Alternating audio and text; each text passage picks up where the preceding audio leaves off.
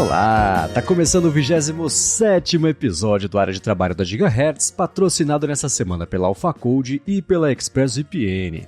Quem tá falando aqui é o Marcos Mendes e assim como toda semana, Bia Kunz, a Garota Sem Fio, também tá por aqui. Oi, Bia. Tudo bem, Marcos? Olá, pessoal. 27º Área de Trabalho. E eu agradeço sempre o feedback de vocês. Essa semana teve muita coisa. A gente falou das velharias na semana passada.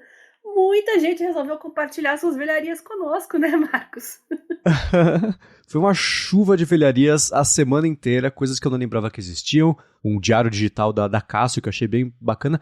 Mas antes de falar sobre isso, tenho uma dúvida e um comentário para fazer. Na verdade, eu queria trazer esse assunto aqui, porque é uma coisa que a gente já tocou algumas vezes, esbarrou nesse assunto algumas vezes, que é sobre o caso que aconteceu da menina que tinha leucemia e passou por um tratamento, não sei exatamente os termos do procedimento, para fazer a edição genética dela, e isso aparentemente livrou essa menina da leucemia. É mais ou menos por aí? Quer falar um pouquinho sobre isso, Bia? A edição genética tem cerca de 10 anos, né? A técnica CRISPR tem cerca de 10 anos. A gente está começando a colher os primeiros frutos.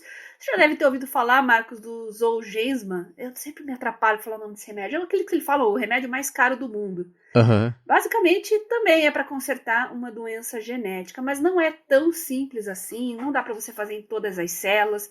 Lembrando que cada uma dos trilhões de células que você tem no seu corpo tem uma cópia completa do seu genoma, né? Mas só em determinados lugares do corpo, só alguns genes funcionam, outros ficam desligados. Então é bem desafiador você fazer terapias, né? E onde está mais avançado hoje são justamente nas células precursoras, as células da medula, né? Que originam as células vermelhas, células brancas, porque você consegue criar células consertadas e a partir de então a sua medula passa a produzir células sadias. Então é onde a gente está vendo mais progresso por enquanto na edição genética. E como a gente está falando de células precursoras, né, entra a leucemia, né, que é um câncer nas células brancas. Então tá bem legal isso. Eu acho fantástica essa área, é por isso que eu estou estudando engenharia biomédica, esse tipo de coisa realmente me fascina. E tem uma ligação muito forte com bioinformática, até biotecnologia, que eu gosto bastante. Sim, claro. É um método, esse de edição mesogenética, eu não sei se você tinha visto alguma coisa a respeito. O que eu tinha visto era de fazer nocaute, uma inibição de um pedaço lá dos genes e tudo mais, que quando a Larissa fez a pós dela, ela estava fazendo, e tinha uma matéria de biologia molecular, e eu ficava dando uma espiada nos estudos que é para ela, porque eu acho esse assunto interessantíssimo, né?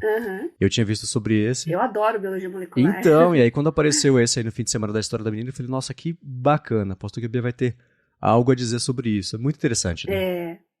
O grande desafio de você fazer nocaute de genes, que seria desligar alguns genes que fazem coisas que você não queria que eles fizessem, é que esses genes nem sempre funcionam sozinhos, eles funcionam em conjunto com outros. Então você desliga, então outros genes que precisariam dele para fazer outras coisas que não tem nada a ver com aquilo que você quer consertar, deixam de funcionar também e acaba acarretando muitos problemas. É uma área muito incipiente nesse sentido ainda, a gente sabe pouco sobre o que os genes realmente fazem e o que eles fazem em conjunto e por que a expressão deles muda em determinadas situações. Olha, é um campo muito vasto e é uma excelente carreira para quem quer estudar, gosta de tecnologia, mas gosta da área médica, de biológicas, vale a pena investir nisso, porque é o futuro. E isso que aconteceu, era uma coisa que dava para imaginar que aconteceria em breve, ou foi meio de surpresa que pegou a comunidade médica e, não sei, o mundo certamente que não acompanha isso muito de perto. Não, né? isso já é... Não, eu pelo menos já estou acompanhando isso há alguns anos, não é nenhuma surpresa, ao contrário, a gente está na maior expectativa e, por incrível que pareça, a Covid acelerou muito no mundo inteiro os processos de laboratório de biologia molecular, foi uma necessidade, uma urgência. E agora, todo esse conhecimento que se adquiriu, né, com a pandemia, essa estrutura que se criou em biologia molecular na pandemia, vai ser útil para muitas outras coisas também. Então, podem esperar coisas legais aí para os próximos anos, tá? Muito bacana. Alô, como no mesmo fim de semana teve essa notícia, também a notícia da fusão nuclear, né? Então, a ciência em todos os seus cantos deu um salto nos últimos dias, o que é muito bacana de ver, né? Exatamente. Mais saltos virão. Ainda bem. Agora, do salto do futuro pro do passado, né? A gente recebeu um monte de feedback bacana dos dispositivos móveis que a galera foi usando ao longo da juventude. O Cleiton Silva mandou, ele lembrou da agenda eletrônica. Eu falei, verdade, tinha aquela agendinha fininha com teclado completo ali e tudo mais. Que vinha o guia, ela tinha uma tampa, exato, E a tampa, se abrir, ela já vinha com uma espécie de um manual de uso, de referência de coisas rápidas. Isso, verdade. O menor que tinha ali da agenda era a tela, que era muito engraçado. Esse era da minha infância mesmo. Acho que eu cheguei a ter uma, mas não era muito sofisticada. Era mais brinquedo pra mim mesmo, mas eu já gostava de fuçar esse tipo de coisa, né? E eu lembro que tinha uma coisa... Eu acho que era minha mãe que tinha, não lembro, que era o suprassumo disso aí, que era essa agendinha eletrônica, só que dicionário. Dicionário inglês-português, inglês-alemão, no caso dela era inglês-alemão, era muito legal, eu ficava fascinada. Nossa, você digita a palavra ali e ele traduz. Nossa, não precisa ficar procurando no livro. Que legal, e é tão pequenininho, o dicionário é tão pesado. Olha só, né? Isso é anos 80, gente. Olha só como as coisas mudaram. Então, tinha. A foto que o Cleiton mandou tem aqui, que a memória dessa da chapa é de 32K. Que loucura, né? 32K gente. Não cabe nada. Um PDF não tem 32K, um PDF básico. Exato, assim, né? Simplinho. Essa agenda eu tive também quando era criança. E eu lembro de levar na escola e cadastrar. Só porque era legal, né? Cadastrar todo mundo ali. Dá o seu telefone, não sei o que lá. Aí, sei lá, deve ter. Tá jogado no armário lá na casa dos meus pais até hoje. Uhum. Mas é curioso. Teve também sobre essa agenda, o Alfred mandou pra gente que ele ganhou de Natal por uns 4 anos seguidos uma agenda dessas que a avó dele deu pra ele quando ele era criança. Tinha uns 10 aninhos ali. Ganhou essa aí. E aquela que eu falei que eu não lembrava que existia, que eu não sabia se existia na verdade, que era o Diário Digital, foi o Barison que mandou uma da Cássio, que era a Cássio SF4000, que é tipo essa agenda que a gente falou, só que evoluída, né? E tinha bem mais armazenamento. Em vez de 32K, era 64K, hein? O dobro, pô! Então, né? Veio bastante coisa. O pessoal mandando os Blackberries, o Carlos Balbo mandou a foto do Ericsson DH668 dele, o pessoal achou aquele com aquela antenona, o bolinha... com aquela antenona pontuda pra fora, não sei se vocês se lembram desse Ericsson, também marcou época, né? BlackBerry, aliás, smartphone por muito tempo era BlackBerry, não se esqueçam disso. A Nokia tinha a série E62, E61, que tinha um teclado físico também, lembrava muito visualmente os BlackBerrys, mas aí era Symbian, outro sistema operacional. Lembrando que o Symbian era o Symbian OS, né, era um sistema operacional seguro que tinha a própria ponte, o próprio tráfego de dados deles sobre os servidores da BlackBerry, então a segurança era o grande chamariz e por isso que no meio corporativo é um aparelho muito utilizado. A BlackBerry, eu lembro que começou a marcar pra mim que era legal do BlackBerry. O teclado nunca me seduziu, porque a gente já tinha teclado e outras coisas. Falei, o telefone tem teclado também, óbvio, né? Mas a bolinha que você usava pra fazer a navegação, né? Tinha alguns modelos do BlackBerry, tinha aquela bolinha ali no meio. Aquilo eu achava legal, aquele um trackzinho ali pra fazer. Mas eu pensava, deve, sei lá, né? A mão das pessoas é suja, né? Não tem jeito, né? Então, sei lá, travava, não sei. Não tive contato direto com esses telefones pra... A hora que eu comecei a me interessar por telefone foi um pouquinho depois, né? Foi lá na época do primeiro iPhone. Mas o Bulinha mandou pra gente um feedback que ele tem lá um Palm que liga ainda. Olha! E mandou a foto lá, escrito Garota Sem Fio, bonitinho lá. Até falei com ele, ô louco, adorei a foto. É um Tungsten E. Ali pela foto, quem tiver conseguindo ver ali, aquela área embaixo ali é a área grafite, né? E a grande inovação foi que não era mais uma área fixa, né? Nos modelos mais avançados da Palm, antes da Palm morreu, essa área de grafite ela era virtual, então você conseguia esconder ela e ter mais área de tela para visualizar, para leitura, navegação, né? Era muito legal, mas ainda era escrita grafite com a canetinha ali que você escrevia os caracteres e ele reconhecia. No caso dele, ele fez uma anotação à mão livre, que também era outra possibilidade que você tinha ali nas anotações. Como vocês podem ver, a resolução não era nada perto do que a gente tem hoje, né? A molecada que veio e saiu hoje fala, nossa, que horror, tudo quadrado. Tal. Nossa, mas isso era o máximo na época, gente. A gente amava isso. Claro. Eu vou deixar tudo que a gente tá falando, eu vou deixar aqui as fotos ou links também pra galera poder saber melhor o que era. Eu vou deixar na descrição. E uma coisa que eu também não lembrava, que o pessoal lembrou, o Rafael Abrantes mandou pra gente a foto do relógio digital que ele tinha, que tinha infravermelho, um da Cássio lá, que usava pra desligar a TV da escola. A galera do infravermelho, os Palms tinha infravermelho, tinha aplicativos para Palm que eram de controle remoto universal. A gente adorava fazer esse tipo de arte, ir nos restaurantes, nos lugares e ficar mudando o canal da televisão. Peraltices digitais, né? As opções de entretenimento digital eram mais limitadas, né? Então a gente apelava pro que tinha. É verdade. Alguém na escola, esse relógio, alguém na minha sala também na escola tinha, e também era um negócio de começa a passar os vídeos da Didac, sei lá. Aí daqui a pouco desliga a TV, a pessoa fica brava, liga de novo, vai lá, desliga de novo. Uhum. Era o cabo de guerra. Quem foi criança nos anos 80 sabe que esse Cássio, esse é um modelo mais sofisticado, mas tinha um que tinha calculadorinha, tinha uma agendinha também ali reduzida, né, bem mais compacta, mas tinha, né? Nossa, quem tinha aquele relógio ali era o rico da escola, né? Era o Playboy, o Playboy nerd, claro, né? Que tinha, a gente achava o máximo aquele relógio, era objeto de desejo mesmo. E veio pintando o feedback do pessoal com o Nokia N95, né? O Bruno Abreu mandou pra gente que ele trocou, o iPod dele que ele tem lá até hoje, ele trocou o HD por um SSD, que ele falou que é relativamente fácil de fazer, mas ele já estragou um fazendo isso.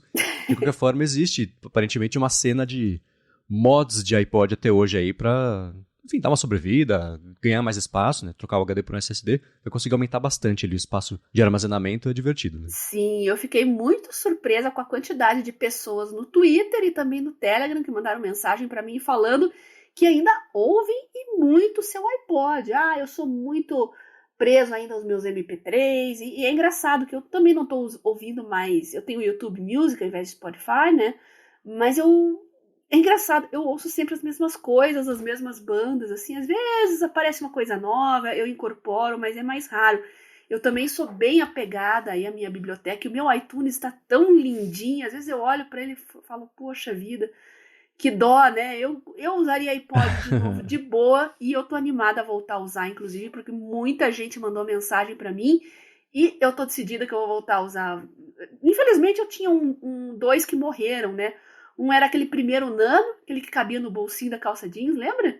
Nossa, como eu amava aquele iPod, porque você levava no bolso, né? Ele era tão pequenininho. E depois foi aquele iPod Nano mais gordinho, mais achatadinho, e esse morreu na máquina de lavar, porque ele tava no bolso e eu botei a calça pra lavar. Mas eu voltaria a usar iPod, com certeza, com certeza. Eu lembro de MP3, assim, eu lembro quando eu comecei a trabalhar na primeira agência, a cada dia eu levava 10, 15 CDs e ia ripando todos eles pra deixar os MP3 armazenados lá naquele computador e ter as minhas coisas pra escutar também, né? Porque eu sou meio uma criatura de hábitos. E aí... aí eu lembro que eu tinha, sei lá, algumas centenas de CDs. Era o que eu tinha pra gastar dinheiro na época, né? Era o único hobby que eu tinha. E aí eu ia lá na Galeria do Rock em São Paulo, comprava todo fim de semana uns CDzinhos e tudo mais, eu levei tudo lá pra fazer isso aí. E por anos eu carregava pra lá e pra cá essa biblioteca de... Que aí, né, pendrive, até aqueles... Como é que chamava? Super Drive pra levar pra lá e pra cá os arquivos. Eu comecei a aumentar essa minha galeria de MP3. Então por muito tempo eu também fui super cuidadoso com ela. Ela deve estar em algum HD externo que eu tenho aqui em casa, mas... O streaming já substitui. Eu escuto as mesmas, sei lá, 15 coisas hoje, mas via streaming. E não via esses MP3 aí que estão tudo empoeirados já, de tanto tempo que eles existem. Bom, como o Marcos, vocês sabem, que ele é o garotão aqui do área de trabalho, né? Eu sou a véia sem fio. Eu, na minha infância, início de adolescência, a gente trocava muitos vinis na escola e a gente copiava pra fita cassete. Eu tinha aquele aparelho de som em casa, 3 em 1, double deck. Às vezes pegava fita cassete, que já era cópia de vinil de amigos, assim, copiava de uma fita cassete pra mim também. E eu já era garotinha sem fio naquela época, porque eu não largava do meu Walkman. Não deixa de ser um dispositivo móvel, né, gente? Pra criança dos anos 80, o máximo da tecnologia em termos de música e diversão era ter um Walkman, e eu tinha. E você até brincou com isso essa semana, né? Porque alguém bombou aí no Twitter, porque falou, gente, quem não escuta o Spotify faz como pra ouvir música? E aparentemente era uma dúvida genuína do ser humano ali, de como, né? Nada gosta de causar e ganhar like, né? Mas aparentemente era uma pergunta genuína, assim, e a gente deu uma zoadinha, né? O pessoal começou a brincar lá, mandar um monte de coisa, acabou sendo bem interessante a thread, para ver o que o pessoal já usou para ouvir música ao longo da vida, né? Então aí vai desde o Walkman, Discman, Até, lembra daqueles pendrives que eram MP4 que chamava, né? Todo mundo tinha um nos anos 2000, né? Início dos anos 2000. Xing Ling mesmo, né? Não tinha marca nem nada. Tinha o Foston também, que acho que era muito popular. Mas era um pendrive que você plugava em qualquer computador, tacava ali MP3 ali. Muita gente colocava MP3 em baixíssima compressão para caber mais música, que eu acho particularmente um horror. Eu acho, abaixo de 128, pra mim, música é impossível. Já não gosto de 128, imagina abaixo disso. O pessoal colocava em 96, eu acho isso o fim da picada. Mas o pessoal fazia isso pra caber mais músicas, porque, embora já existisse o iPod era pra pouquíssimos naquela época. O que a galera usava era o Xing Lingzão. E uma outra coisa que você tweetou que saiu desse thread também... foi o Felipe Kerman que mandou um print do Winamp. Eu falei, verdade, tinha o Winamp. E tá firme todo aquele hoje, mercado de skins. Jura, existe? Tá. Muita gente falou lá na thread, inclusive, que ainda usa. Então, fica a dica, né? Tinha aquelas skins, legal. Né? O que a gente adorava no Winamp era, sem dúvida, customizar, deixar com a tua cara, né? Ele imitava, assim, ou um aparelho de som, ou então uma mesa de áudio, uma mesa de DJ, assim, você deixava da cara que você queria. Dava a cara que você queria e eu, pelo menos, estava sempre trocando as skins, assim como o pessoal hoje muda tema e papel de parede do celular, eu mudava as skins do aplicativo. Eu vou deixar aqui na descrição para quem quiser ver, existe um site que se chama Museu de Skins do Winamp. É skins.webamp.org. Eu vou mandar pra você agora no Telegram também, Bia. Você vai abrir e já vai ser uma chuva de nostalgia, assim. Com certeza. Que é muito engraçado ver Manda pra mim, eu quero ver. Na época, eu lembro de fuçar nos sites do Geocities, que não tinha mecanismo de busca. No máximo, era os primórdios de Yahoo, né? Yahoo e Cadê? Então, Cadê? Alta Vista. Era dessa época, né? E aí eu lembro de sair caçando nos sites Geocities da época, porque tinha... Uns iam linkando para outros e tudo mais, e aí tinha os sites que eram especializados também só em fazer skin do Winamp. E aí tinha as skins de banda, skin de filme, né, do Alien, sei lá, do Arquivo X. Era uma época bem divertida. E falando em velharia, o Leocádio lembrou dos mensageiros antigos, tipo o ICQ. Nossa senhora, que saudade, né? O ICQ, tinha Google Talk, tinha... Nossa... tentar lembrar o nome de todos, Jabber, que era protocolo aberto, se eu não me engano, tinha o AOL, e eu usava o Trillian, que era um agregador, né? Então você tinha todos os principais mensageiros instantâneos num único aplicativo, você ficava online em todos. Isso aí era o supra-sumo do nerd que gostava de mensageiro instantâneo. No Mac eu usava o Adium, que fazia a mesma coisa. Juntava, isso, Adium usei também. ICQ, tinha o MSN, o Jabber que você falou, o Yahoo, Messenger Yahoo Talk, né? Yahoo, Bonjour. Verdade, tudo junto, usei né? o Adium, e era muito, eu achava muito mágico. Tinha aquele patinho que ele tava com o olho aberto ou fechado, se o programa tava aberto ou fechado, que eu achava o máximo. Mas é verdade, o Leocádio lembrou bem que a maioria usava esse lance de protocolo aberto, então dava para você centralizar suas contas e contatos todos num console só, usar tudo de uma vez só, o que era bem bacana, né? E esse papo até tem voltado à voga esses dias, porque o Mastodon tá pintando aí como a principal alternativa, quem não quer mais ficar no Twitter e tudo mais. Eu tenho usado não para postar, mas para ver, e tem muita coisa bacana. Tá me lembrando muito primórdios do Twitter, de assim, gente... hoje é dia de, sei lá, postar foto de cidade à noite. Hoje é o dia da montanha. Todo mundo posta foto de montanha com gelo, montanha com o sol nascendo, com o sol se pondo. Umas bobeirinhas assim, que é meio leve. É um bom contraponto com todo o clima lá que tá rolando no Twitter. Tem aquele problema que eu falei na semana passada, né, de que se você não seguir um monte de gente, sua timeline fica meio vazia, meio abandonada. Mas tem um cara chamado Don Melton, que trabalhou na Apple por muito tempo. Ele assumiu para ele a tarefa de ser a do Mastodon da galera. Então ele reposta, ele rebloga, não sei como é que chama, retuta, não sei como é que é o termo exato do Mastodon que eles estão mudando. Coisas interessantes que ele vai achando e vai colocando. Então, para quem tiver tentado dar uma chance pro Mastodon, não tiver conseguido achar nada muito bacana, Dá uma espiada nessa conta, eu vou deixar o link na descrição aqui para quem quiser seguir, porque tem coisa bacana pintando, umas histórias legais, informação curiosa, piada. É bem a pegada mesmo de Twitter nos primórdios antes de mudar como é que virou o esquema lá. E o pessoal posta muito foto do almoço? Ainda não. Tem muita foto de... assim, né? Eu já comecei... Eu gosto de moldar ao máximo as plataformas com a minha preferência, né? Então, tinha lá, tipo, Dogs of Mastodon, Cats of Mastodon. Depois do 20º, eu falei, tá, entendi. Todo mundo tem cachorro, todo cachorro é bonito. Aí eu dei mute lá no Dogs of Mastodon e beleza, né? Tô moldando aos pouquinhos ali a experiência. Tô muito ansioso para conseguir acessar o pessoal da Tapbots, que faz o Tweetbot pro iOS e pro macOS também. Eles estão fazendo um cliente de Mastodon chamado Ivory, que é basicamente o Tweetbot para Mastodon. Eu tô bem ansioso para conseguir. Eles estão abrindo de tempos em tempos lugar para fazer o teste lá, o beta lá no Test Flight. Então eu tô curioso e ansioso para conseguir acessar isso, porque aí sim, eu acho que o meu hábito de usar o Mastodon frequentemente deve aumentar bastante, porque a experiência vai ser parecida, no fim das contas, com a do Twitter. Você ainda não molhou os pés, né? Em Mastodon, mexeu ou não? Eu acho que eu criei a conta há muito tempo atrás. Eu preciso dar uma olhada nisso, por sinal. Faltou tempo para ir dar uma olhada, mas eu acho que eu tenho que recuperar minha conta. Se é que ela ainda existe, né? Eu já meio que larguei o cu meio de lado também. Já não acesso faz tempo.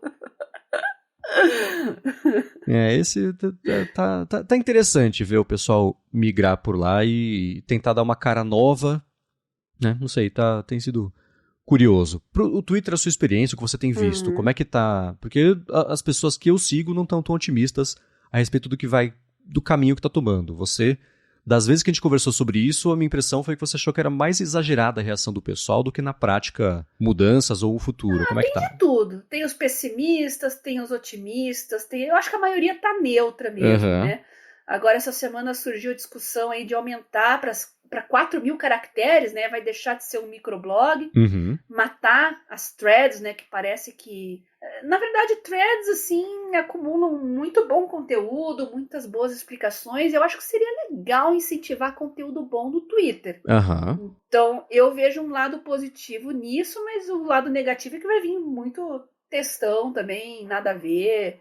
Vai descaracterizar bastante o Twitter, né? Cuja principal característica é ser uma rede social rápida, para consumo rápido. Basicamente, quem quer textão, compartilha o link externo para algum outro lugar, mas aumentar, será que vai virar um Facebook? Não sei. Eu tenho minhas dúvidas. Mas eu tô neutra, viu, Marcos? Com relação a isso, nem otimista, nem pessimista, eu tô neutra. Tá. Sobre o seu selinho azul, porque ontem o Elon Musk disse que agora que está lançado de novo lá o sistema de verificação, de você comprar o selo de verificação, $8 é o preço normal dele, mas $11 no caso de quem assinar no iOS. Aqui no Brasil, pelo menos por enquanto na App Store, tá mostrando que esse Twitter Blue novo vai custar R$50, então deve ser uns 30 e poucos por fora da App Store. É uma coisa que você pensa em manter, em assinar para manter o seu selo azul de verificada? Não faz diferença? Como é que é para você? Eu não sei como... Eu queria experimentar, eu queria conhecer o Twitter Blue, mas não é por causa de selinho, whatever, né? Eu quero funcionalidades extras, eu quero gerenciar melhor minha timeline, quero fazer edição em posts, eu quero coisas extras, né? Utilidades e ferramentas extras. Agora, com relação ao tal do selinho, bom, por enquanto o que eu percebi é que as pessoas que têm o selinho, se você clicar em cima, agora o Twitter fala que essa conta é um legado, é um legacy de uma pessoa que pode ter notoriedade ou não. Eu achei isso engraçado, né? Eu entrei lá, eu vi no meu, né? Mas who the is Bia Kunze? Dane-se, agora é esquisito é você entrar no perfil do Caetano Veloso e ver que é uma pessoa que pode ter notoriedade ou não. Isso ficou bem esquisito. Eu não sei como é que vai ficar isso no futuro. É uma coisa que tem que trabalhar melhor. E a gente já vê também que tem os perfis oficiais das empresas, né? Vai ter uma diferenciação quanto a isso, né? Quem é empresa vai constar como oficial, o tal do selinho amarelo. E quanto a quem já tem o selinho ali, eu não sei. Para mim, a única utilidade desse selinho é as pessoas saberem que sou eu mesma e não é um fake. Né? Eu acho que esse é o principal problema do Twitter no futuro.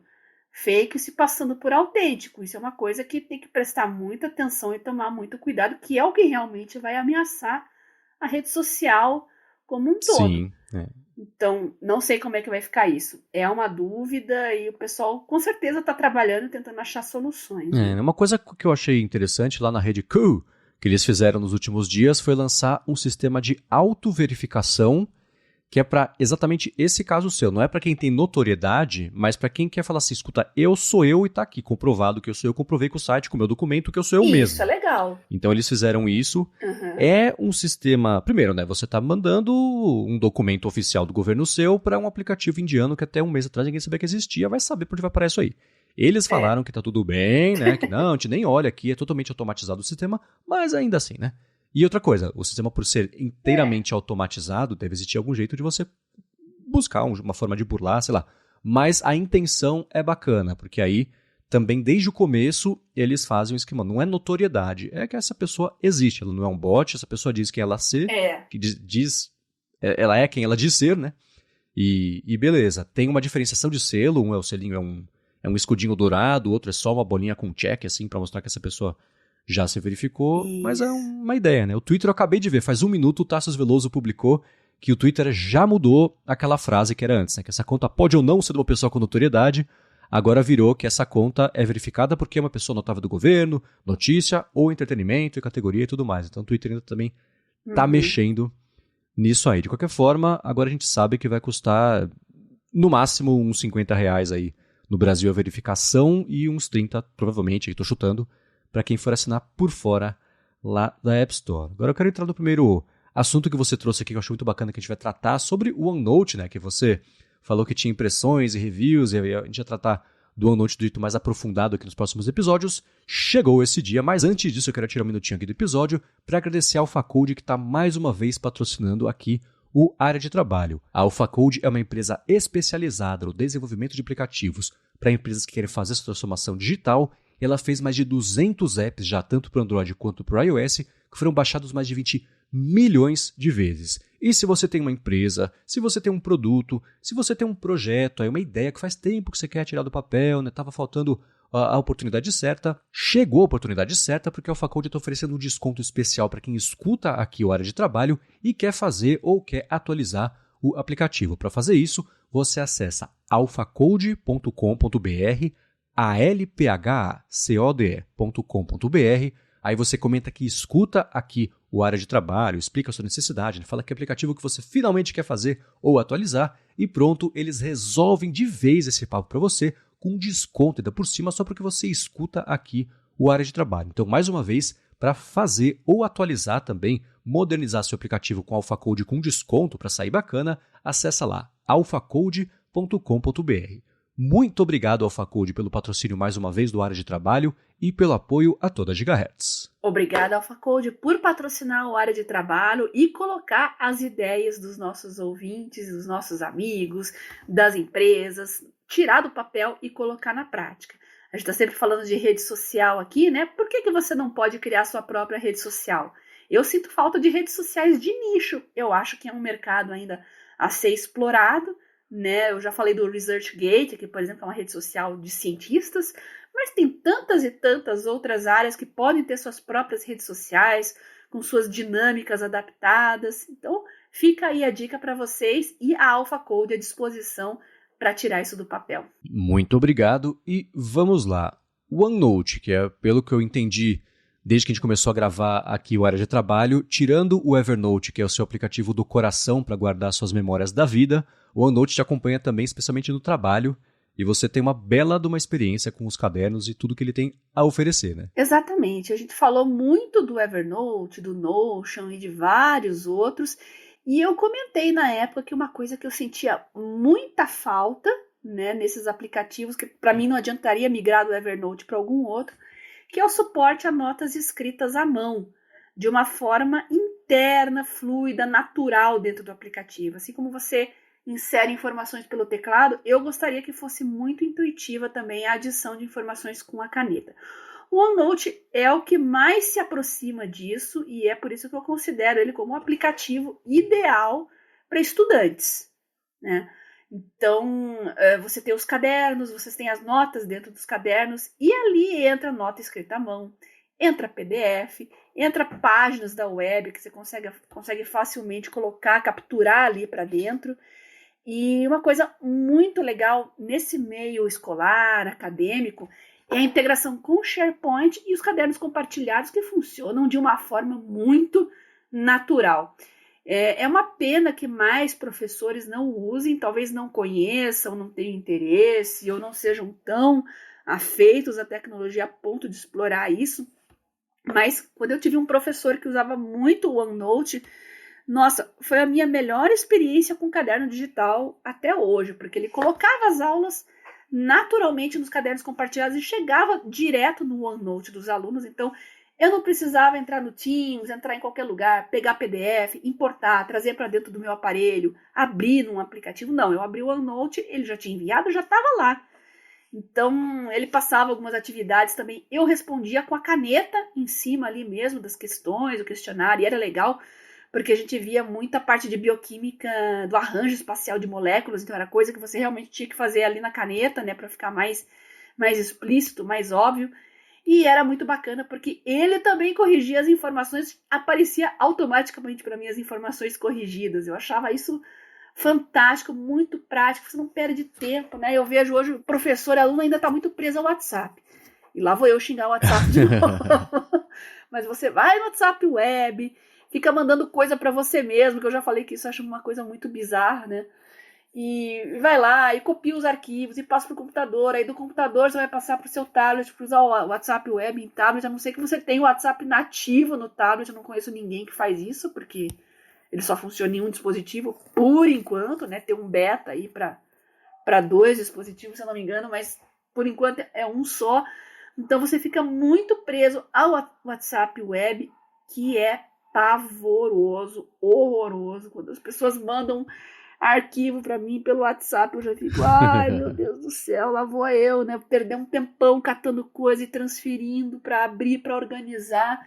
E no OneNote não tem nada disso. Como eu falei, o compartilhamento de arquivos, de informações, até as anotações em cima de PDFs, as anotações em cima de notas, é tudo em tempo real e tudo instantâneo. É maravilhoso. Ponto negativo do OneNote é que para você explorar tudo isso, você tem que ter um tablet. Vamos falar de tablet, né? Já que a gente está falando de estudos e anotações e tal. Para ter a melhor experiência possível, tem que ser um modelo topo de linha. Porque ele vai ficando mais pesado com o tempo. Eu, no meu novo, aqui no meu atual, que é o S7, eu não tenho problemas com isso, mas no anterior eu tive. Então, à medida que os cadernos das disciplinas ali iam se acumulando, eu era obrigada a tirar. Uhum. Né? Acabava o semestre, acabava as disciplinas, eu arquivava e mandava, exportava e guardava em outro lugar. Isso não é muito prático, não é muito legal. Às vezes você quer consultar coisas de disciplinas antigas, ainda mais quando tem continuação, né? Disciplina 1, 2, 3, você quer manter as coisas ali, poder consultar. Sim. Então isso ficava impossível. Foi um dos motivos de eu deixar o OneNote um pouquinho de lado.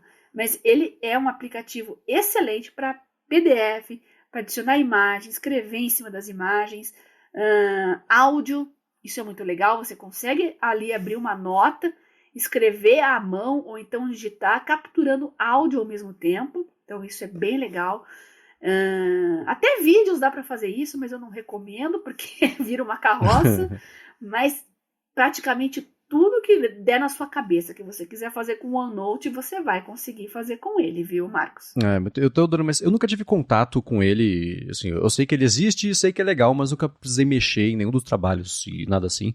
Nunca fez parte aqui do meu dia a dia. Eu tô achando bacana que eles têm, por exemplo, no caso do ecossistema Apple, tem até aplicativo para Apple Watch, que é muito mais para você fazer uma consulta de alguma coisa. Eles dão um exemplo aqui de lista de compra, o que a pessoa tem para fazer no dia ali, é uma coisa mais de consulta do que de geração mesmo de conteúdo. Mas uma coisa bacana em geral que ele oferece aqui, pelo que eu estou vendo, é que está em todas as plataformas, com essa ressalva do que você disse, né? Que, por exemplo, num tablet menos poderoso ele pode rodar mais lento, mas aparentemente eles fazem esforço para estar, por exemplo, presentes, né, tem plataforma web, para Chromebooks também, né, Windows e Android e tudo mais, então isso é bacana.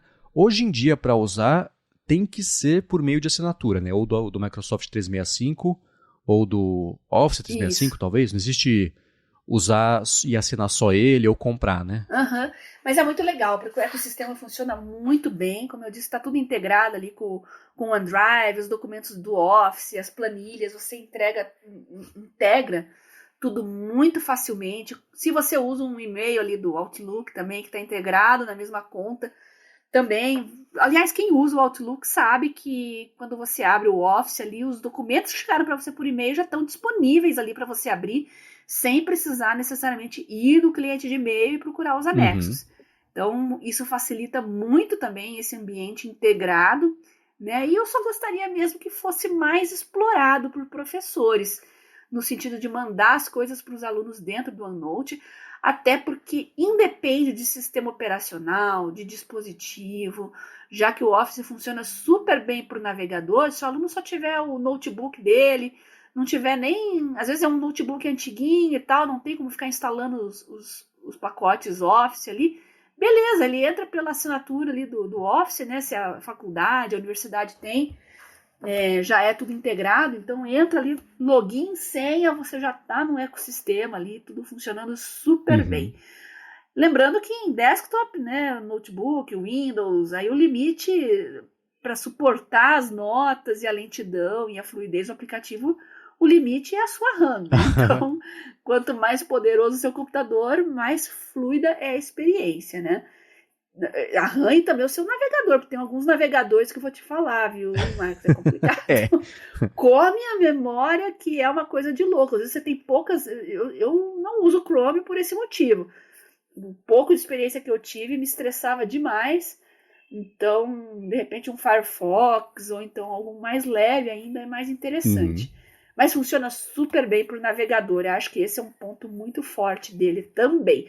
Pode ser democrático para todos os seus alunos. Boa. A Microsoft, acho que no Brasil, ela não me parece fazer um esforço muito grande. Tudo bem que eu não estou inserido no mundo educacional, mas eu não vejo ela fazer nenhum trabalho de marca ou de exploração de campanha assim para ser adotada pelo mercado educacional, a parte toda mais acadêmica aqui. Ela tem as soluções, talvez lá fora ela pese um pouco mais em campanhas para isso, mas aqui me parece ser uma coisa que é muito mais iniciativa de professores e professoras que estão a fim de adotar isso e fazer funcionar do que isso é uma coisa mais que faça parte de sistema educacional, todo mundo sabe que está lá e vai conseguir usar, né? Agora, uma dúvida que eu tenho sobre... Mas eu ainda tenho fé que isso mude, sabe, Marcos? Eu acho que isso é uma mudança de paradigma, leva tempo, tem um período da adaptação. Durante a pandemia, os professores foram praticamente jogados para dentro do EAD sem experiência nenhuma. Professor que nunca ligou uma câmera na vida, obrigando a montar aulas completas, interagir com alunos. Foi uma experiência bem dolorosa e alguns professores têm trauma disso. Mas, passada essa loucura da pandemia, essa correria, essa urgência, eu percebo que agora, no presencial, nos modelos mais híbridos, está se usando mais naturalmente essas plataformas do que antes da pandemia. Então, os professores estão dando as aulas deles, estão indo em sala de aula, está tendo as discussões, mas eles estão preferindo compartilhar as aulas, às vezes até para tirar dúvidas, assim, mandam em vídeo depois, para não perder o tempo de aula, que é mais precioso, né? Isso sobrecarrega um pouco os alunos, eu vou contar para vocês. É difícil, porque você já tem que frequentar a aula presencial, né? Tem o tempo do deslocamento, de você ir até a sala de aula e tal, e depois ainda tem que ficar abrindo mais vídeo e vendo mais coisa. Então, tem que se organizar para isso. Eu acho que tem que gerenciar melhor o tempo, isso é um desafio maior. Só que já teve essa mudança, viu, pessoal? Eu acho que a gente já está num modelo híbrido, as pessoas já estão aceitando melhor as plataformas digitais e para algumas coisas até preferindo, viu? Às vezes para fazer uma reunião, para fazer uma discussão, uma coisa que muita gente ia ter que se deslocar, vamos lá, só para isso, hoje só para cuidar desse tipo de coisa, já é natural, as pessoas espontaneamente preferem que seja feita via Teams, via Zoom ou qualquer outra plataforma. Então, o tempo cura tudo e as pessoas se adaptam. E o bacana é que eu acho que não depende de quem está ensinando falar que tem que adotar o OneNote. Para quem está estudando, vai lá na sala de aula, dá para usar o OneNote como o caderno de anotações, independente do resto da sala usar, ou do professor ou professora falar que é para usar. Né? Acho que dá pra partir dos dois lados essa iniciativa de adoção, eu acho, né? Sim, sim. E essa questão de professor disponibilizar slide, assim, é uma briga também, é uma coisa que me irrita muito, assim. Eu fico tão feliz quando o professor abre lá os slides dele para dar aula e já tá online.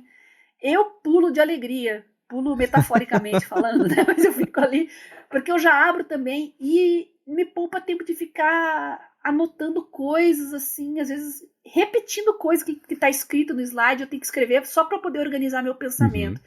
Enquanto no slide ali, eu já estou escrevendo por cima, eu puxo seta, dou um highlight ali, realço trechos que eu acho mais importante, que ele dá mais atenção. Então eu me sinto muito mais inserida no conteúdo, muito mais envolvida no conteúdo, do que simplesmente pegar uma página em branco, em aberto e começar a escrever as informações dos slides. Eu acho que tem muitos professores que nos ouvem aqui no área de trabalho, então eu peço isso para vocês. Tentem fazer essa experiência, né? Em disponibilizar antes ou na hora os slides. Na hora você está um pouco preso a quem tem tablet. Eu sei que tem cursos que os alunos usam mais tablet, mas dependendo do nível social, da faculdade, dos estudantes também isso é impossível.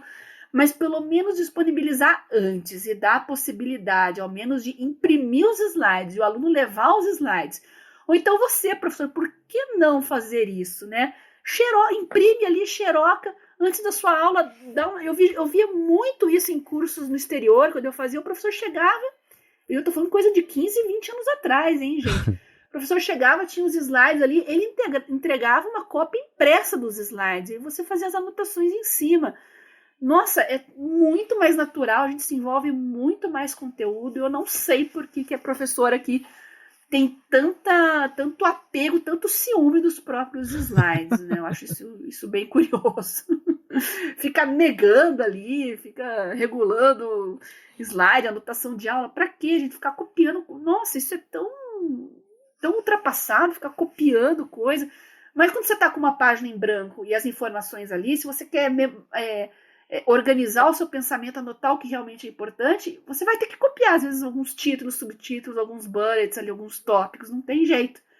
Mas quando já vem pronto, nossa, eu acho fantástico. Professores que estão nos ouvindo, façam esse teste de disponibilizar online, na hora ou no dia, uma noite antes, avisa os alunos, os slides de amanhã já estão lá, e quem não tiver tablet nem nada, eu levo uma cópia impressa para vocês, tal. E veja a diferença dos alunos na imersão e no envolvimento com o conteúdo. Vocês vão se surpreender. Acho que esse é um bom momento para dar essa dica, porque finalzinho de ano, deve estar rolando o planejamento para o ano que vem, como é que vão ser as aulas, adaptação e tudo mais. Acho que é a hora certa de fazer isso. E do lado de alunos, para quem está inserido em algum outro curso, está no Evernote, por exemplo, ou está pensando em adotar, existem jeitos fáceis de migrar conteúdo, de importar conteúdo no OneNote, ou é melhor começar do zero e aprendendo a mexer do que pegar um monte de notas que são redondas e encaixar no quadrado do OneNote, por exemplo? Eu nunca fiz, eu sei que o Leandro, do blog Organize, lá ele tem alguns tutoriais sobre isso. Aliás,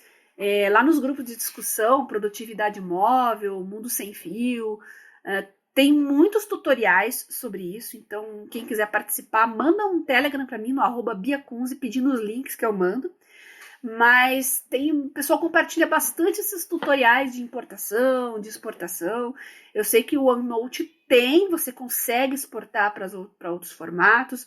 O Evernote também tem. Eu acho que o Notion também permite importar, não sei se permite exportar, mas cada aplicativo tem uma política diferente.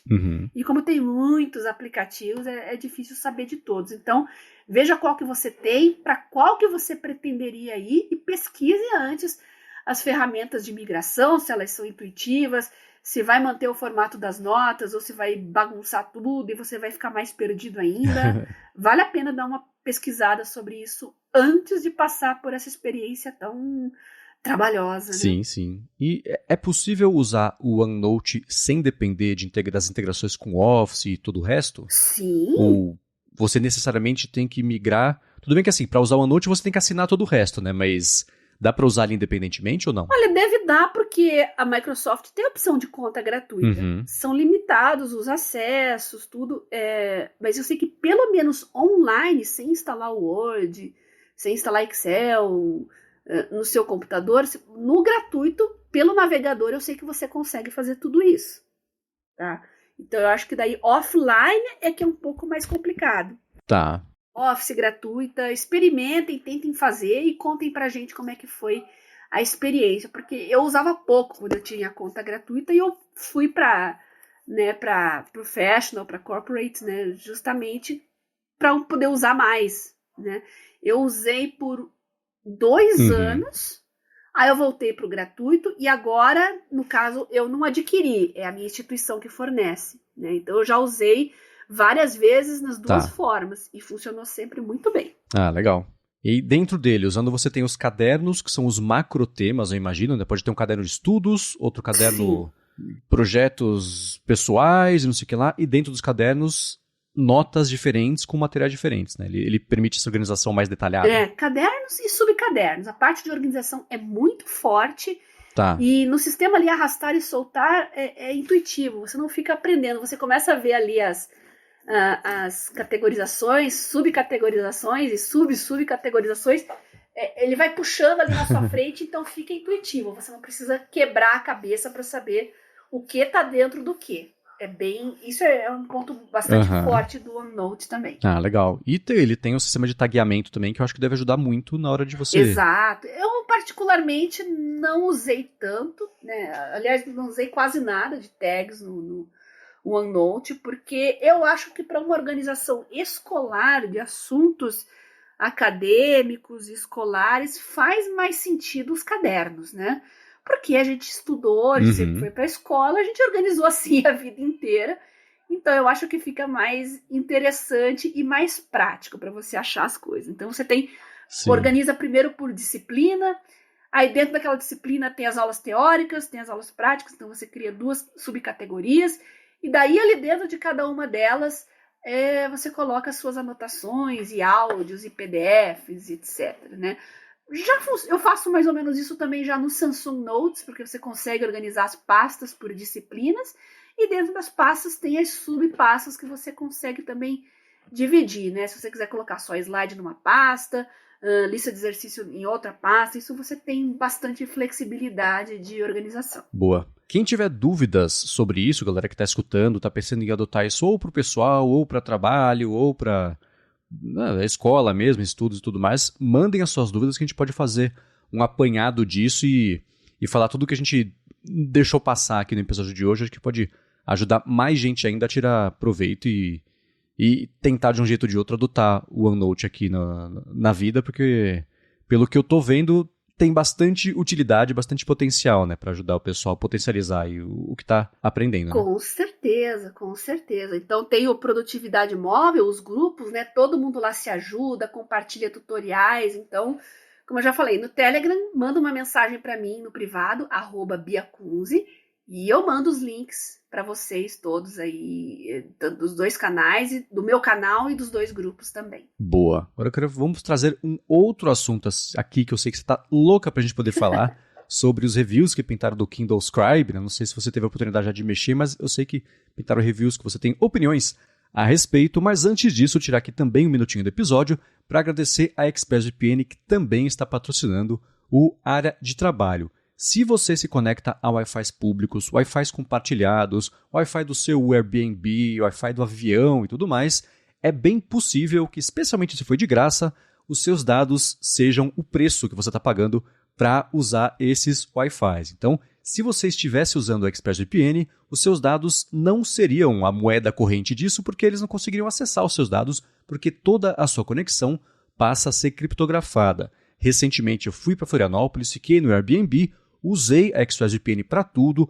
no voo também usei a ExpressVPN para garantir que os meus dados iam ser compartilhados entre só o meu telefone e com quem eu estava falando, o servidor que eu estava acessando, tudo isso sem perder velocidade na conexão. A ExpressVPN investe muito nisso. E uma outra coisa também é que se você assina a ExpressVPN, você passa a poder se conectar a serviços de streaming, também dizendo que está vindo, por exemplo, a partir de outros países, e isso te dá a possibilidade de ver os catálogos, de assistir aos catálogos desses outros países que não necessariamente são os catálogos que você encontra no streaming aqui no Brasil. Então, HBO Max, estou vendo coisa desse jeito, Amazon Prime Video dá para ver coisa desse jeito, YouTube também dá para ver coisa desse jeito, e além de tudo isso, se você acessar o link expressvpn.com/adtrabalho, você primeiro tem 30 dias para testar sem colocar a mão no bolso, ver como é que é instalar VPN no seu iPhone, no seu Android, no seu tablet, no computador, no roteador, para você poder acessar tudo da sua casa, já passar a ser protegido direto pelo roteador.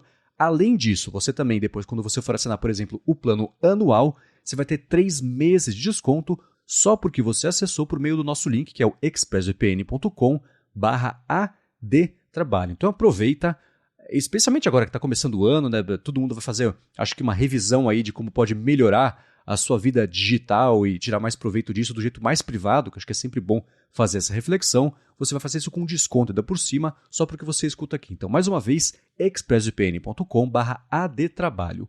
Muito obrigado, ExpressVPN, pelo patrocínio mais uma vez aqui do podcast e pelo apoio a toda Gigahertz. Obrigada, ExpressVPN, por trazer essa oportunidade, essa promoção para os nossos ouvintes aqui. E você lembrou bem a questão das viagens, né? Eu acho que muita gente aqui, agora pós-pandemia, né, voltou a viajar.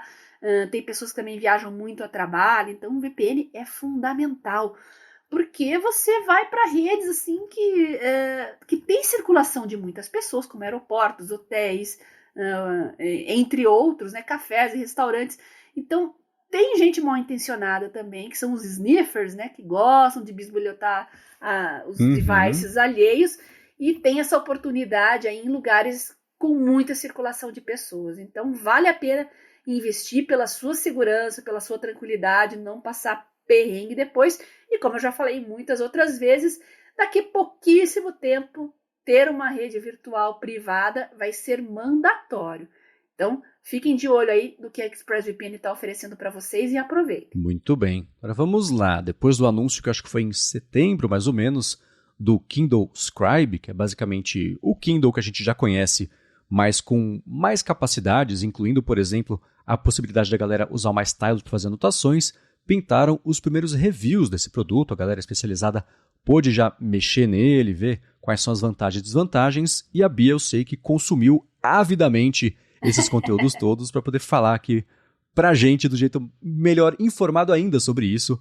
E o que rolou? O que você achou? Eu estava muito curiosa, né, para saber como é que ele funcionaria, porque uma coisa é aqueles vídeos, aquelas promos que a própria Amazon divulga, as especificações e tal. Outra coisa é as pessoas terem o produto em mãos, agora que ele está sendo vendido, já está sendo ofertado, está todo mundo recebendo e muitos estão postando aí as suas impressões em vídeos no YouTube, blogs, etc.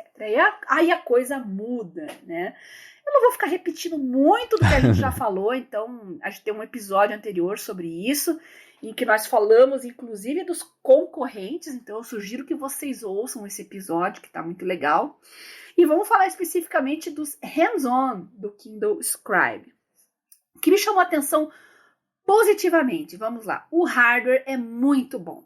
A Amazon realmente caprichou para trazer a melhor experiência possível. Então, além dos 300 pontos por polegadas, né, ali os 300 pontos, o PPI, né, que chamam, que está um pouco acima dos principais concorrentes, tem ainda o processador, a velocidade de transição das páginas, e isso é necessário, porque uma vez que você tem caneta, imagina você usando uma caneta para escrever ainda tendo um lag ali, arruína completamente a vontade de você usar aquilo, concorda? Então, totalmente. Essa fluidez, essa rapidez na resposta, no feedback é muito legal, e realmente o Kindle Scribe está caprichado nisso. A gente já tinha falado que a caneta não precisa de carga, nem nada, nem configurações, então isso é um ponto positivo também, porque deixa tudo muito mais intuitivo. É só pegar a caneta e começar a escrever, né? É uma coisa a menos para ficar carregando todo dia, carregando no sentido de bateria, né? Então eu acho isso muito legal. E a questão da resolução, né, como eu falei, é muito importante, até mais importante do que se poderia imaginar com relação aos Kindles antigos, porque agora a gente está falando de escrita, a gente está falando de detalhamento no conteúdo na tela, então essa resolução maior é importante. O ajuste de brilho, o contraste está muito bom, até porque tem ferramentas de highlight, né, de sublinhar, que você vai... Lembrando que é um highlight cinza, né? Então não é bem highlight assim, Então é importante você poder regular isso de acordo com a sua acuidade visual. E isso é o ponto realmente positivo. O hardware é muito bom. Tá? O que mudou efetivamente?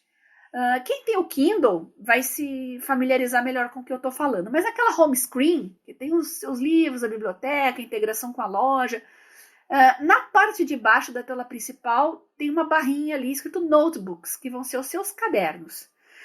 Por enquanto, não estou falando de anotações em livros e documentos, eu estou falando de cadernos, que são folhas em branco para você escrever o que você quiser. Então, para quem carregava o Kindle convencional e mais um caderno ou um tablet ou qualquer coisa junto separado ali, né? Para fazer só anotações, então é legal você ter um híbrido, você já tem todos os seus cadernos junto com o seu Kindle, né? Ponto positivo. Você tem ali um ambiente muito parecido com os aplicativos que a gente já tem em tablets, né? Com relação a templates. Você tem 18 tipos de folhas que você pode escolher, além da pautada normal. Pauta mais larga, pauta mais fina, né? Menos espaçada, quadriculado, pontilhado, to-do list, que mais? Em branco. Tem até pauta musical. Ah, que legal. Colocar ali as pautas. Tem muita opção. Aí você tem ali as canetas, a espessura da caneta, a borracha, o highlights e acabou. Então, se você está acostumado com esses aplicativos maravilhosos de anotações, vai ser um pouco frustrante, porque é só isso mesmo que ele tem, mais nada, tá? E para você colocar coisas ali também é um pouco mais limitado do que você usar um aplicativo convencional de um tablet, né? Que você coloca imagens, adiciona áudio, então não tem essa. Isso é uma coisa que pode evoluir com o tempo, porque você melhora por software, né? Você faz updates ali e você consegue ir com o tempo incorporando. Eu acredito que isso vai ser feito, primeiro porque é um produto novo, muitos usuários de Kindle não são fãs de tablets e outras coisas para leitura, né? Então eles fazem uma abordagem digital mais apurada, mais dedicada à leitura, então eles preferem que seja espartano, assim, mas as adições e as melhorias vêm com o tempo à medida que os usuários vão se acostumando e se ambientando com esse sistema. Então, eu acho legal também começar de uma forma mais sucinta para incentivar as pessoas a usarem e, com o tempo, adicionar mais coisas. Mas isso é só a minha impressão. Vocês podem discordar, tá? Eu, como estratégia de retenção de consumidor, tornar o consumidor fiel àquela plataforma, eu acho que a estratégia da Amazon é bem certeira, tá? Então você tem ali essa barrinha dos notebooks, né? O problema, você não tem disco virtual ali para importar, para exportar, você só consegue criar as anotações e exportar por e-mail. Por enquanto, mais nada. Então, tá aí um ponto negativo com relação ao Remarkable, todos aqueles outros que a gente já falou ali, que tem integração com Google Drive, com Dropbox, com OneDrive, entre outros, né? Então, vai ficar devendo um disco virtual aí. E eu não sei se a Amazon ia gostar de colocar disco virtual dos concorrentes ali. Eu acredito que para um futuro, a médio prazo, o que ela pode fazer é usar a nuvem que ela já tem, claro, e é muito boa, todo mundo conhece a nuvem da Amazon. Coloca um modelo de assinatura ali, como eu acho que o Kobo, o Remarkable já fazem isso. Aliás, o Kindle Scribe chegou e já começou a mexer a concorrência, viu? Mexer na concorrência, Marcos, porque o Remarkable baixou o preço da assinatura deles, né, para ter acesso à nuvem deles e backup, segurança, entre outras coisas. E as integrações com discos virtuais ali não precisa mais pagar. Você pode fazer tudo de graça. Então, por isso que eu falo, concorrência é sempre bom, porque o pessoal vai se adaptando, né? Vai sentindo como é que tá o mercado ali.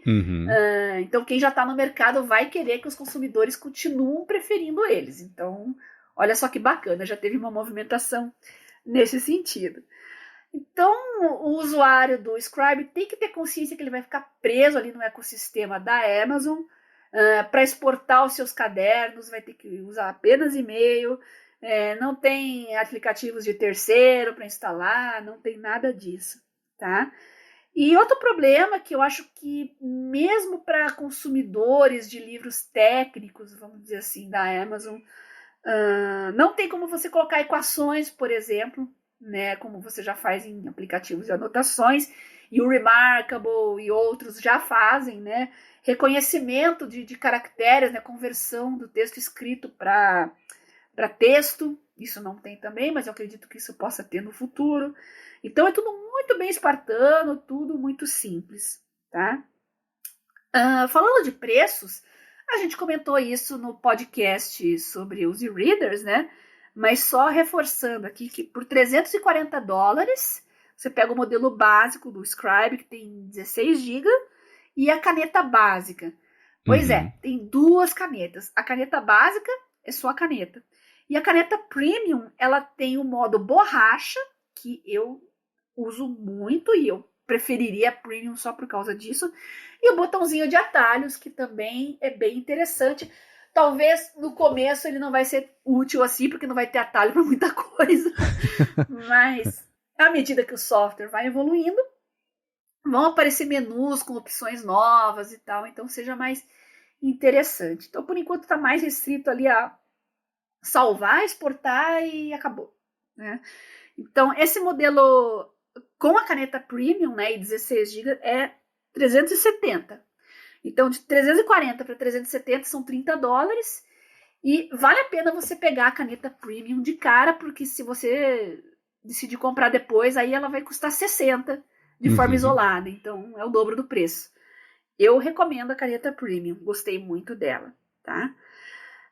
Agora vamos falar. A gente falou de cadernos, tá? Agora vamos falar de anotações em livros, nos livros da Amazon. Aí a coisa muda muito, muda completamente.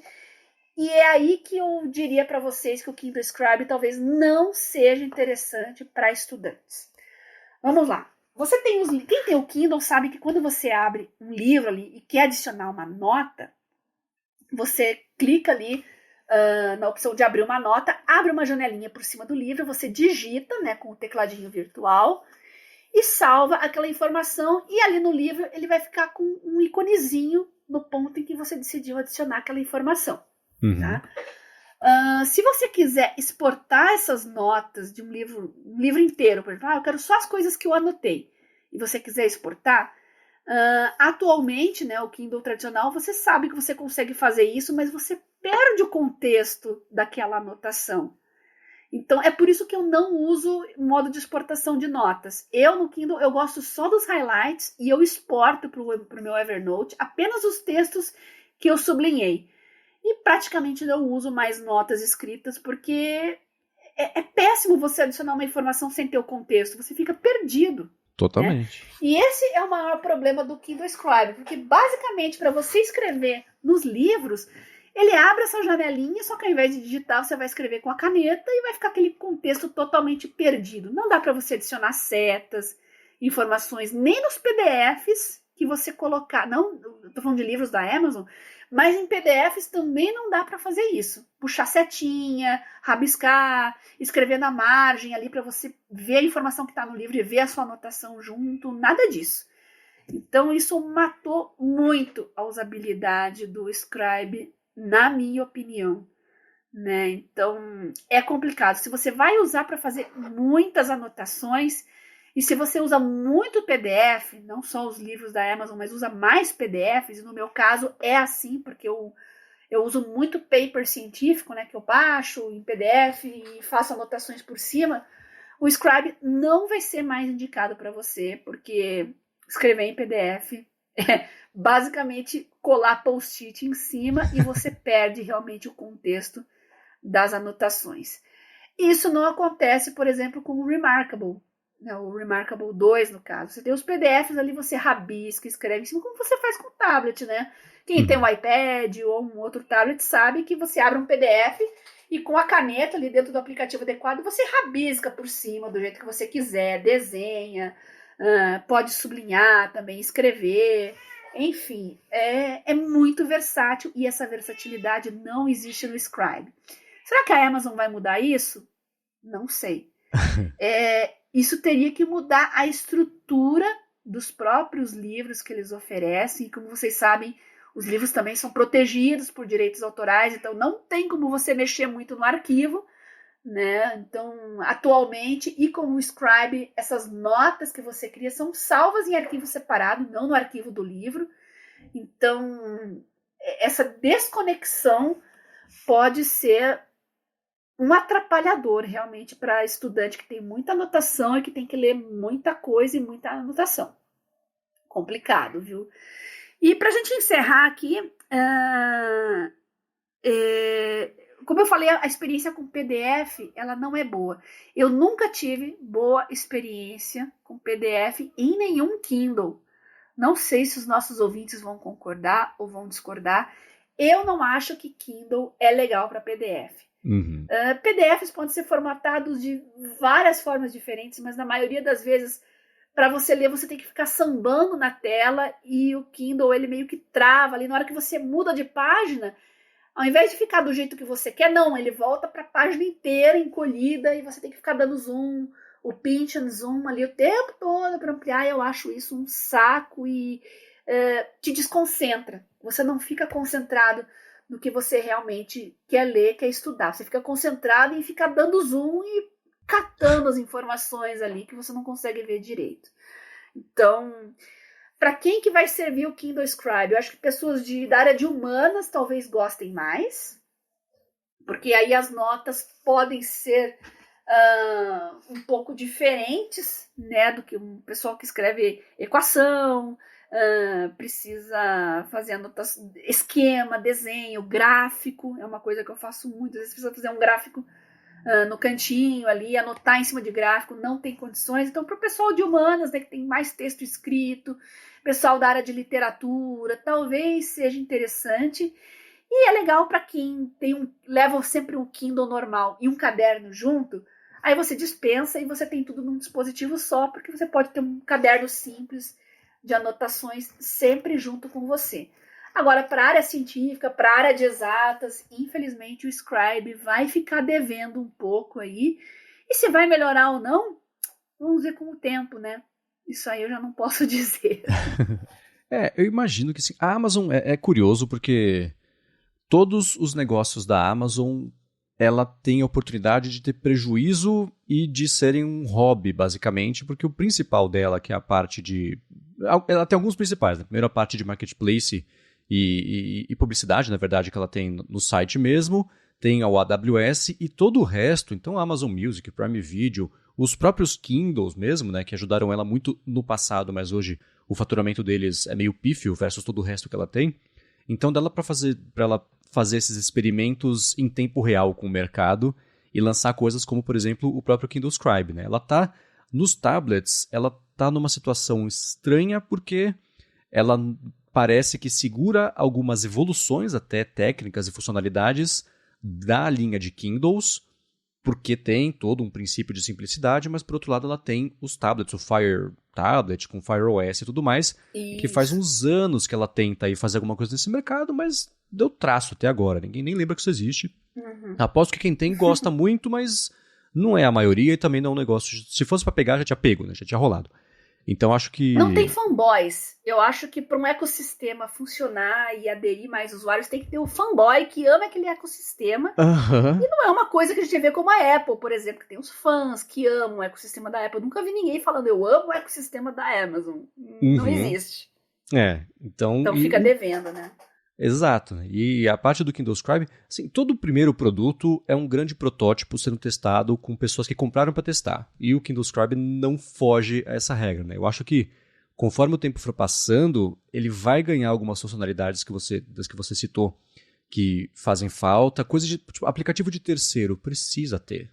Você não sustenta um produto se você não fizer isso, porque existe uma quantidade limitada de projetos, de pessoas que você consegue dedicar a cada projeto, e as necessidades são muito maiores, são graus de magnitude mais variadas do que a quantidade de projetos que dá para cada pessoa fazer e desenvolver lá dentro. Então, eu acho que a Amazon tem o termo App Store também, né? Uma App Store para o Kindle Scribe, que seja separado do Kindle normal, que é mais para consumo de conteúdo do que geração mesmo de conteúdo, apesar de você conseguir fazer as anotações sem a referência de aqui que diz respeito àquela anotação, eu acho que é meio inevitável, se ela quiser fazer o Kindle Scribe virar, crescer, vai precisar de coisa de terceiro, além de dar para comprar capinha de terceiro, porque, né, não é a capinha que vai dar o máximo de utilidade ali. Então, eu imagino, assim como a gente viu no episódio que você fez um levantamento muito bacana dos concorrentes do mercado de tablets, de e-readers, na verdade, em geral, que pintaram aqueles, por exemplo, que são com telas coloridas e tem a capacidade de reproduzir vídeo, que não vai ser para você ver um vídeo em 4K na Netflix, mas às vezes o seu projeto precisa de algum tipo de vídeo que, se o sistema, a plataforma, o hardware não der suporte a isso, você está sendo punido e prejudicado por ter optado por escolher aquele hardware, que não é a situação ideal quando você quer fazer qualquer produto em placar, especialmente para esse mercado, como você disse, que é o de pessoal de estudo, né? Ainda que seja uma coisa mais de humanas e não exatamente de exatas, porque não dá suporte a fórmulas e coisas assim, como você disse, são mercados que eu acho que aos pouquinhos a Amazon vai precisar adotar ou dar um pouco mais de suporte se ela quiser que isso tenha o Kindle Scribe 2, 3, 4, o Kindle Scribe Mini, e isso expanda para virar uma linha tão completa quanto hoje é a de Kindles, né? Mas ela está mantendo a filosofia do que é ser um Kindle e expandindo isso para basicamente neutralizar o Remarkable, que aparentemente vinha incomodando as vendas da Amazon a ponto dela fazer um produto desse. Mas é claro que, como você disse, o Remarkable vai começar a se mexer, já baixou o preço, que é bacana, porque eles eram tidos mesmo como um hardware, até com uma parte de assinatura também, que era meio cara, né? Ou bastante cara, não lembro exatamente o preço, mas era o topo da lista de contras, era o preço de você entrar no mundo do Remarkable. Então, já estão começando a mexer nisso aí, e eu aposto que eles vão trabalhar numa versão que tenha os diferenciais, a maior quantidade possível de diferenciais dessa lista que você falou de contras que faltam no Kindle Scribe, e se fizer sucesso, obriga a Amazon a se mexer também. Então, isso é a parte legal de uma concorrência que bagunça e mexe o mercado e faz as coisas evoluírem mais rápido do que se não tivesse um bando de empresas concorrendo, né? Então, eu espero que você tenha a oportunidade em breve de testar mesmo, né? Colocar as mãos e ver se isso entraria de algum jeito aí no seu dia a dia, porque dá para ver a promessa que um produto desse tem, né? E daqui a 1 ano, daqui a 2, vamos ver se a gente volta a falar sobre isso com uma segunda versão, ou se, infelizmente, a Amazon concluiu que não valia a pena o esforço e o investimento e deixa o mercado pro Remarkable, que eles vão viver só disso e tudo bem, né? Então, obrigado por esse review super bacana que você fez, dos reviews das pessoas, mas ainda assim, impressões super úteis de quem fala com conhecimento de causa esse tipo de hardware, bem bacana. Eu assisti alguns vídeos, eu esqueci de falar do preço, só para vocês terem uma ideia, a assinatura do Remarkable era $8 por mês. Agora é $3, mas isso eu tô falando só para quem quiser usar a nuvem do Remarkable, porque algumas funções que estavam nessa assinatura saíram dela e passaram a ficar gratuitas para todo mundo, que é o caso a integração com os discos virtuais. Então, de 8 para 3 é uma queda bem significativa, para incentivar as pessoas a ficarem usando a nuvem do Remarkable, sem sombra de dúvidas. Sim. E tem o Kobo também, tem todos aqueles outros que a gente falou que vão em breve começar a se mexer, podem esperar que vai ter mais novidades aí para 2023, e esse é um mercado que promete muito, que vai se mexer, e como eu falei, eu não vejo problema nenhum nos aplicativos do Scribe serem espartanos nesse primeiro momento. Eu acho válido colocar as pessoas nesse ecossistema, deixá-las se acostumarem, se ambientarem e adicionar coisas novas com o tempo. Agora, nos livros que as pessoas compram da própria Amazon, esse sistema de anotação não é nada intuitivo, não é nada prático e é mais confuso do que realmente prático. As pessoas que têm livro gostam de rabiscar, circular palavras. Eu gosto muito de circular palavras, não tem como fazer isso. Escrever na margem ali, porque você sublinha um trecho e você já adiciona a informação, você já está vendo tudo isso ao mesmo tempo. Ficar clicando em ícone para abrir um post-it que vai cobrir o texto do livro para você ler a anotação, não dá, gente. Isso vai ter que mudar. Assim, eu fico pensando, você está lendo o livro na sala, você quer fazer anotação, você vai na cozinha, pega um papel, põe importante, guarda dentro do armário e você volta para a sala para continuar lendo o livro. Você descolou uma coisa da outra completamente, não faz o menor sentido mesmo. Espero que isso mude. E é aquela coisa assim, né? Você comentou disso ser espartano, de projetos... Ela lança essa primeira versão e aposto que internamente essas mesmas discussões aconteceram, né? Só que elas aconteceram para 18 coisas. Agora que as pessoas vão usar, que estão os reviews e tudo mais, tem 4 ou 5 que todo mundo vai falar que faz falta. A equipe falou, tá vendo? Fazia falta. Vamos pegar essas e fazer para a segunda versão. E beleza, aí deixa as outras para uma terceira, para uma quarta. Acho que a adoção e o feedback das pessoas é o mais importante nessa hora para ajudar a evoluir um produto que é não um risco, né? Mas ainda assim que é um experimento, parece que a Amazon está fazendo com um mercado que era grande o suficiente, com uma demanda suficiente para justificar ela fazer, com a sorte para todo mundo que vai usar, que a Amazon, para esse mercado, não tem a menor obrigação de dar lucro, né? Então dá para ela experimentar bastante. Por outro lado, pode ser que amanhã ela diga, então, gente, valeu, falou, tchau, né? Fala assim, puxa, obrigado a todo mundo que ajudou, estamos sunsetting, que eles adoram falar sunsetting, estamos... Não tem um termo para sunsetting em português, né? Esse eufemismo para matando um projeto, né? Então, mas é um risco que se corre, mas vamos ver. Eu acho que dá para ser cautelosamente promissor para saber que vai ter uma segunda versão, por exemplo, disso aí, que possa ser um pouco mais potente e espero com uma loja de aplicativos, que isso vai ser essencial para funcionar e, enfim, expandir as possibilidades, né? Beleza. E eu quero saber a opinião de vocês, ouvintes, principalmente os que têm Kindle. Migrariam para um Kindle Scribe? Vocês que são estudantes, que fazem muitas anotações, que às vezes tem o Kindle e um iPad junto, migrariam para ter um dispositivo só? Seria o Scribe? Seria algum concorrente? Manda um feedback para a gente aqui, tá? Respondam para mim, quem quiser comentar lá no Twitter diretamente comigo, @garotasemfio, ou então lá no Telegram, se quiser mandar fotos, prints, fiquem à vontade, @biacunzi. Boa. Para falar comigo no Twitter, eu sou MVC Mendes. Estou de olho no Mastodon, não sei se eu vou começar a postar por lá também, mas estou por lá também com esse mesmo nome. Apresento um bando de podcast aqui na Gigahertz e também o Bolha Dev, que é um noticiário diário da Alura sobre tecnologia, inovação e desenvolvimento. Escrevo também lá para iFeed.pt. Obrigada, Marcos, por me deixar participar desse projeto maravilhoso, aos patrocinadores que estão viabilizando ele e, claro, os nossos ouvintes. Sem vocês, esse podcast simplesmente não existiria. Muito obrigado mais uma vez pela audiência de todos vocês e a gente volta na semana que vem. Muito obrigada, beijoca sem fio a todos e até a próxima.